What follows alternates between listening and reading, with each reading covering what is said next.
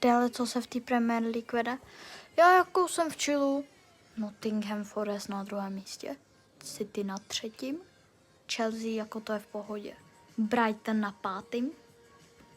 Bournemouth na 6. Aston Villa na 7. Crystal Palace na 8. Često se dá, to je klasika, to se dá očekat. Jenomže Newcastle na 12. Arsenal na 13. Everton na 14. To se dá očekat, tohle taky. Tottenham na 17. místě, oni fakt nevyhrajou žádnou trofej. Na 18. Wolves, to se dá očekat, s kolika bodmi? 1 bod. Arsenal má 14. 1 bod ztrácí na Speru.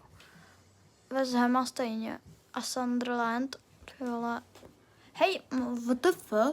Koukněte se.